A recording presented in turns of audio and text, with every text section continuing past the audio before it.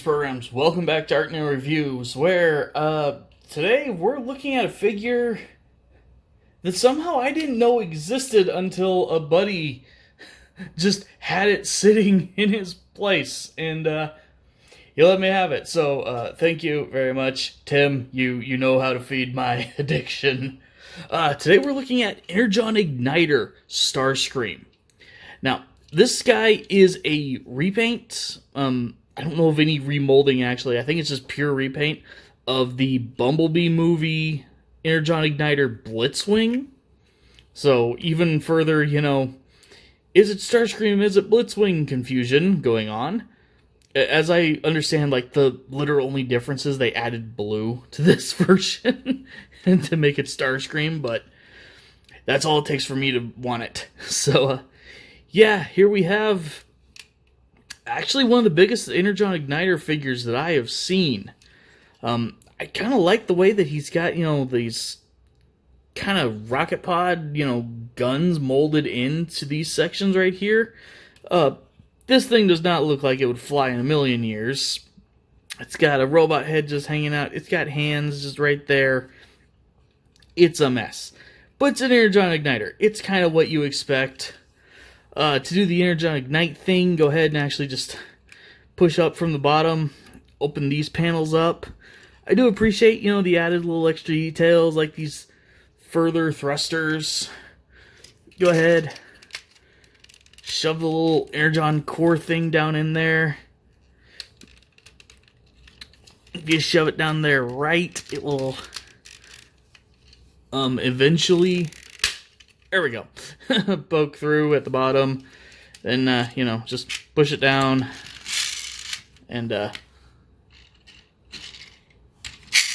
yeah, these things never worked very well. This is not why you get these figures. You get them because they're simple. And in the case of this one, there's actually kind of a neat little gimmick to this figure. So, we're going to go ahead and get him transformed pretty quickly. He is very simple. Go ahead and start by just tilting the wings up a little bit like that to give you some clearance. Swing the legs out most of the way like this and straighten them out. Go ahead and take the little tail fin here, swing it around. There's a little notch right here that will tab in right there. Like that. Go ahead and just leave these open. Come to the back here, unpeg the hands from these pegs right here. I do appreciate that they, I know it's just because this is also a hinge, but the fact that there is a pin going through these pegs is a nice touch because it helps reinforce the pegs. I will always appreciate something that makes the figure a little stronger. Readjust the camera. Go ahead and unpeg the arms from each other. They are pegging together in two places. Bring them out just a little bit here. Get some clearance. Go ahead and rotate this section around. Then rotate. Actually, no. This part's a little fiddly, but while the arm is straight out like that, rotate so the black section is facing forward. Make sure that the painted side of the arm, or the fin, is showing. And the arm will actually just completely click into place. And go ahead and bring this section down. Then bring the arm down. Same thing over here. Get that rotated around. Straighten out the arm. Face that forward, fold the wing, bring all that down. Go ahead and just bring the nose cone back partway like that, just so you can get the legs down all the way in place. Then do a G1 Starscream. Fold all that up while you push this in. Locks in place, and there you go. There you have your Energon Igniter Starscream. And for as simple as this guy is, he's kind of neat. I definitely really like this design. A little bit more paint, like maybe pick that out in black or something would have been cool. Maybe slightly less just blue everywhere. This is probably like the bluest Starscream I own, which is saying something. Well, I guess technically the animated Starscream is like all blue, but that doesn't count. He's periwinkle. But yeah, now there's not a whole lot to go over with posability on this guy.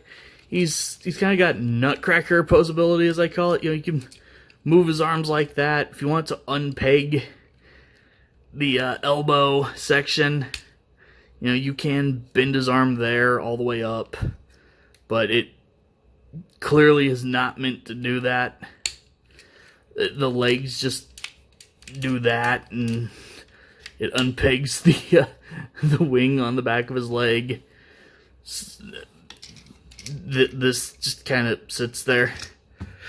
So, it's an Energon igniter. You get what you get. You know what you're in for here.